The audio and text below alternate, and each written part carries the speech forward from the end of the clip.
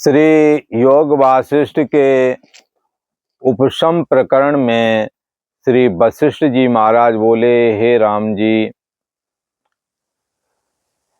राजा बलि को समझाते हुए उसके पिता विरोचन जी कहते हैं कि हे पुत्र, जैसे मृतका पिंड घटभाव को प्राप्त हो जाता है, मृतका का पिंड घड़ा का रूप धारण कर लेता है। कैसे कर लेता है? ये चिकनी मिट्टी वाले जहाँ जहाँ कहीं स्थान है ना, तालाब भरे रहते, उसकी मिट्टी लाते हैं ये लोग, कुम्हार लोग जो घड़ा बनाते हैं, प्रजापति लोग हैं ये लोग, जाते हैं और घड़े की सृष्टि करते हैं। घड़ा बनाएंगे, कुल्हड़ बनाएंगे और उसका ढक्कन बनाएंगे, तरह तरह के पात्र बनाते हैं, कटोरियां बना देते हैं, ढक्कन बना देते हैं मिट्टी के। तो कौन सी मिट्टी के? ये धूल वाली मिट्टी ने, एक चिकनी मिट्टी होती है, उसको गीला कर उसको खूब मारते हैं, जैसे आटा मारते हैं, और फिर वह लोचदार हो जाती है, फिर उसको चाक पे चढ़ा करके बनाते हैं।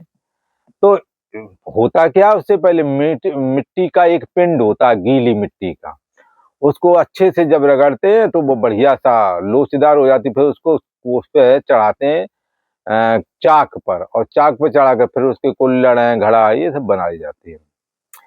उसी को यहाँ कहते हैं विरोचन जी की, जैसे मृतिका, मृतिका माने मिट्टी का पिंड घटभाव को प्राप्त हो जाता है चाक पर चढ़ने पर, ऐसे ही और जैसे धुआं, जब जंगल आदि में आग लग जाती तो बहुत धुआं उठता है और वो धुआं आसमान को चला जाता है, जैसे मृतिका का पिंड घट भाव को घट के रूप में तब्दील हो जाता है, दिखने लगता है, और जैसे धुआं पर्वतों के पास में बादल के रूप में दिखने लगता है, तैसे ही ये मन ने ही ये सारा विश्व का रूप धारण किया है। पेड़ पहाड़ जंगल नदी नाड़े स्त्री पुरुष जानवर, ये सब कुछ रूप किसने धारण किए हैं? मन ने ही। बोले कैसे महाराज, ये कैसी बात कह दी, मन ने कहाँ धारण किए? अरे मन ही ने धारण किए हैं। जब आप सो जाते हैं अर्ध सुसुप्ति में सपना देखते हैं, तब वहां ये पेड़ पहाड़ जंगल कहाँ से आए? ये मन में बड़ी अपार सामर्थ्य है, ये बना लेता है। इस सच्चाई को आप धारण करें, इसलिए मन को शुद्ध रखें, वरना किसी के प्रति यदि धारणा गलत बना लोगे ना, तो आदमी वो गलत ही दिखता रहेगा जिंदगी भर आपको। इसलिए धारणा में यदि आपने अच्छा पोज बनाया तो आपको जिंदगी भर अच्छा दिखेगा। इसलिए कहते हैं पहले का प्रभाव, पहले जो इम्प्रेशन पड़ता है वो लास्ट तक बना रह जाता है। इसलिए पहला वाला इम्प्रेशन हमने अच्छा डालना, अच्छा संस्कार डालना, तो लास्ट तक अच्छा ही रहेगा। तो यहाँ कहते हैं विरोचन जी कहते हैं, जैसे मिट्टी, गीली मिट्टी का पिंड घड़े घट भाव को प्राप्त हो जाता है, और जैसे धुआं बादल का रूप धारण करता है, तैसे ही राम जी मन ने ही विश्व रूप धारण किया है। इसलिए कहो मन माया प्रकृति जगत चार नाम बपू एक, जब लग ये सांचे लगे तो न लख्यो निज रूप। जब तक ये सच्चे लगते, मन माया प्रकृति जगत, ये चार नाम ही है, ये माया के ही चार नाम है, माया ही है इनके रूप में, जगत के रूप में। हमारे आपके अंदर जो विद्यमान मन है, ये भी माया का एक अंश है, जो तो हमारे तुम्हारे अंदर ये काम कर रहा है। जैसे एक कंप्यूटर है, लैपटॉप है, और एक ये मोबाइल है, तो मोबाइल भी कंप्यूटर जैसा ही है, और कंप्यूटर तो चलो है ही है कंप्यूटर, पर लैपटॉप वगैरह और ये टैबलेट वगैरह, तो ये सब क्या है, छोटे बड़े के हिसाब से, पर सब फंक्शन, सब प्रक्रिया सबकी एक ही है। ऐसे ही ये मन जो है सब में, चाहे बाहर वाला जगत हो चाहे अंदर वाला जगत हो, सपने वाला, सबको ये मन ही धारण करता है। जब वहां स्त्री तो थी नहीं, वहां स्त्री कैसे दिख? वहां पेड़ पहाड़ तो था नहीं, पेड़ पहाड़ क्यों दिख रहे? वहां नदी में डूबते हुए तुमने अपने को कैसे देखा? एक बार अपन ने भी देखा कि कोई एक जानवर पीछे पड़ा हुआ था, नदी में कूद गए, नदी में बहते हुए फिर एक झाड़ झंकार से निकल के बाहर आए। तो क्या है, ये सब चीजें किसने भाई? नदी में स्वयं बह भी रहे, पानी भी भरा उसमें, और फिर बाद में भयभीत होकर जैसे तैसे चलो जान बच गई, नदी में कूद गए, तैर गए, निकल आए। तो अब ये क्या बहती हुई नदी के रूप में भी हमारा ही मन बना हुआ था, और जानवर जो खदेड़ रहा था वो उसके रूप में भी। और जानवर भी नहीं, वो ये शेर था, जंगल में गए तो क्या है, शेर भी मैं ही बना और जल भी मैं ही बना और भागने वाला डर करके वो भी मैं ही। तो इस सब के रूप में कौन है? इसलिए मनेव मनुष्याणाम। हाँ, ये मन ही जगत बना हुआ है। ये मन के अनेक रूप हैं, जितने रूप यहाँ देख रहे हो वो मन के ही है। इसलिए एक जगह ऐसा भी कहते हैं, जो तुम्हारे मन में है वही दुनिया में है, और जो तुम्हारे मन में नहीं वो दुनिया में भी नहीं।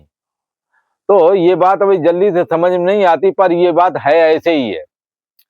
उदाहरण के लिए जैसे अपन को दिमाग में क्या है, जैसे पेन है अथवा ऐनक है, उसको जेब में रख लेते हैं, और वो रखा हुआ भी घर पर ही है, पर दिमाग में लगा है कि मैंने रख लिया। जब पता लगा तो वो जेब देखा, नहीं मैंने रखा था, नहीं मैंने रखा था। तो आपके दृष्टि कहाँ है? घर वाले में जेब में है, तो जेब देख रहे हैं बार बार। हाँ, इसी प्रकार से कहावत कहते हैं कि बगल में छोरा नगर में ढिढोरा।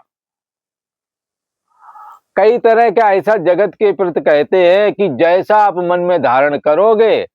अब ये कंधे पे बालक को बैठाए, मेला देखने जाते थे ना पहले गांवों में, गर्मियों में, जहाँ चैत बैसाख में फसलें कटी तो लोग गेहूं वगैरह थोड़े दाने इकट्ठे करके बेचते थे, फिर जा करके मेला जाते थे। मेला में जलेबी खाते थे, वही गुड़ वाली जलेबी होती थी, चीनी तो मिलती नहीं थी, राशन कार्ड पर मिलती थी 250 ग्राम। और वो दीपावली को ही भरपेट मीठा खाने को मिलता था, नहीं तो मिलता ही नहीं था। सारा गुड़ उड़ खा के गुजारा करते थे बोला।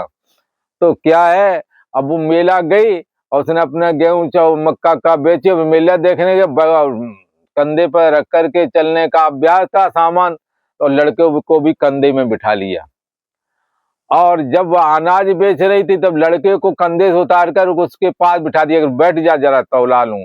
अब हमें 2-4-5 रुपया का गेहूं हो गया होगा, उससे मेला बहुत अच्छा उस समय हो जाता था। सारी सामान तो सस्ते थे, खाने पीने वाला ही थोड़ा मोड़ा लेते थे, और तो कुछ खरीदना नहीं होता था।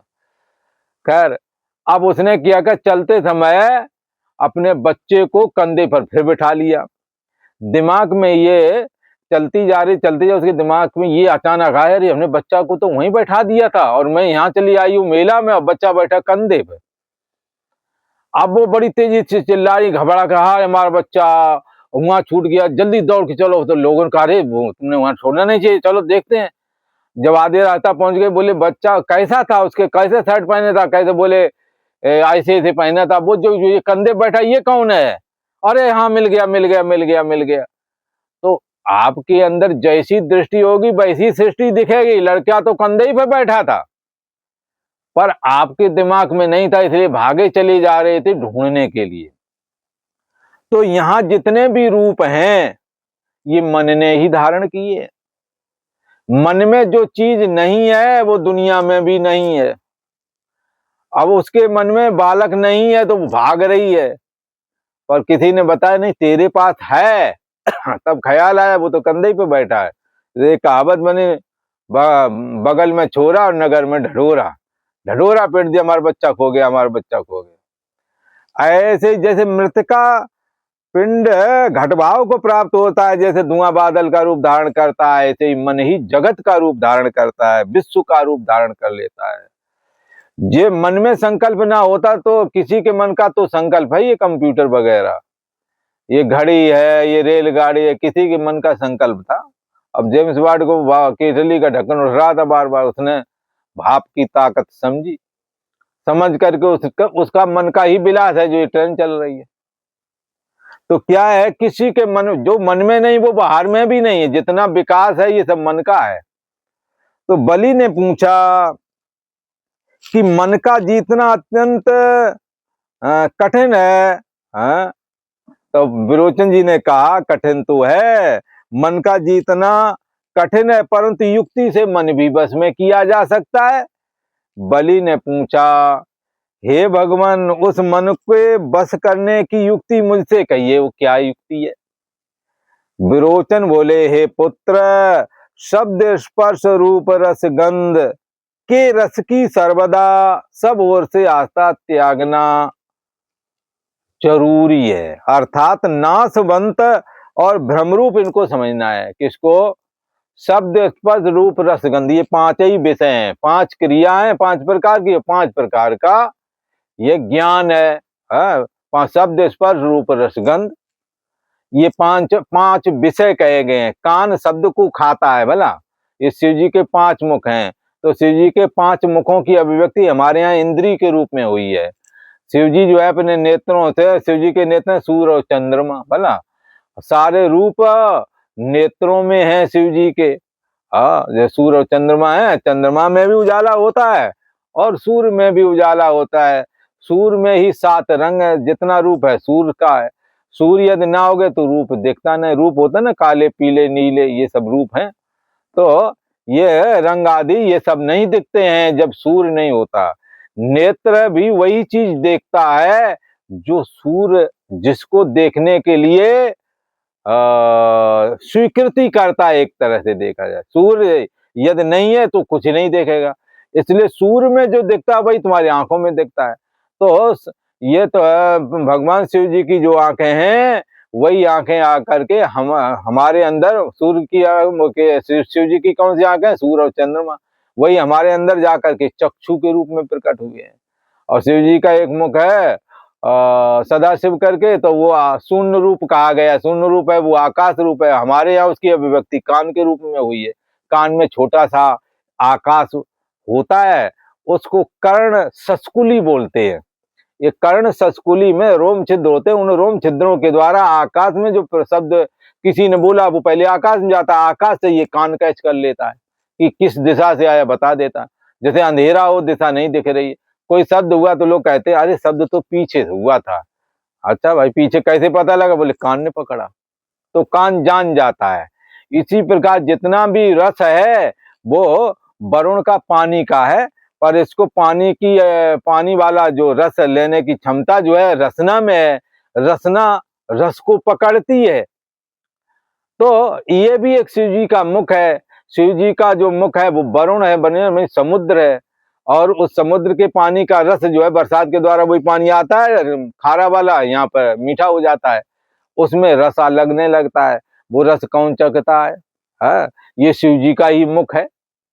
ऐसे पांच ज्ञानेंद्रिय, शिव जी के पांच मुख पांच ज्ञानेंद्रियों के रूप में हमारे अंदर प्रकट हुए। कान से शब्द खाते हैं, नेत्र से रूप खाते हैं, रसना से रस खाते हैं, त्वचा से स्पर्श खाते हैं, और घ्राण से गंध खाते हैं। तो इस प्रकार से पांच मुख के सदाशिव जी की अभिव्यक्ति हमारे आपके अंदर हुई है, इसलिए सारा जगत शिवरूप है, ऐसा समझना चाहिए। यहाँ कहते हैं कि हे राम जी, जब विरोचन ने ये कहा कि युक्ति से बस होता है, तो बलि ने पूछा, हे भगवान, उस मन को बस करने की युक्ति मुझसे कहिए। विरोचन जी ने कहा कि शब्द स्पर्श रूप रसगंध, इन पंच विषयों का जो सेवन है उसको आसक्ति पूर्वक ना करें, उनकी आसक्ति ना बनने दें, उनसे असंग रह करके इनको भोगना चाहिए। अर्थात ऐसा समझ करके नाशवान है और भ्रमरूप हैं, यही मन के जीतने की परम युक्ति है। बारंबार विषयों में वैराग्य दृष्टि करवावें और मन को विषय रूपी गर्त से निकाल करके परमात्म चिंतन में लगाना है। अभ्यास करना है। आत्मा बारे दृष्टव्य। आत्मा कैसा है? सत्य स्वरूप है, आनंद स्वरूप है। आनंदो ब्रह्मेति बीजानात्, आनंद ही ब्रह्म है, ऐसा समझना चाहिए। कहाँ विद्यमान है? सर्वभूताशय स्थिता। मति न लखे जिसको बुद्धि नहीं देखती, जो बुद्धि को ही देख लेता है, जिसका कभी अभाव नहीं होता है, सो हम अस्मि, वो मैं ही हूँ, ऐसा शुद्ध अपार अपार परम ब्रह्म परमात्मा जो है वो कोई दूसरा नहीं, निज स्वरूप सुख स्वरूप निज आत्मा, आनंद स्वरूप जो आत्मा है यही आनंद है, यही सुख स्वरूप है, यही मोक्ष रूप नगरी है, और यही आत्मा रूप करके राजा कहा गया और मन को ही मंत्री कहा गया है। मन के जीतने की परम युक्ति है क्या मन रूपी हाथी विषय रूपी मद से मतमस्त है। वह इस युक्ति से शीघ्र ही दमन को प्राप्त हो जाता है। यह युक्ति कठिन और अति दुख से प्राप्त होती है, परंतु हे पुत्र, अभ्यास से यह आत्मा की प्राप्ति भी सुलभ हो जाती है। अभ्यास के द्वारा, सत्संग के द्वारा। तो क्या करना चाहिए? ब्रह्म का अभ्यास करें, ब्रह्माभ्यास। तत्चिंतनम तत्कथनम, इस योग वशिष्ठ जैसे महाग्रंथ है, अद्वैत महाग्रंथ का बारंबार श्रवण करे, और फिर उसका श्रवण किए हुए अर्थ का अभ्यास करे कि सोहमअस्मि, वो चैतन्य सत्ता मैं ही हूं। और ऐसा किए से विरक्तता से और विषयों में राग बुद्धि खत्म कर दे, वैराग वृत्ति धारण करे। ऐसा करने से विरक्तता से वह यह युक्ति सब ओर से प्रकट होती है, मन को बस में करने वाली। जैसे रसवान पृथ्वी से रस उपजता है, तैसे ही जो जो 60 जीव हैं और इसकी वांछा करते हैं, आत्मा रूप देश की, आत्मा की प्राप्ति की जो वांछा करते हैं, परंतु अभ्यास में ना, अभ्यास जो नहीं करते उनको प्राप्ति नहीं होती। अभ्यासवान को ही आत्मा प्रकट होता है। आज इतना ही।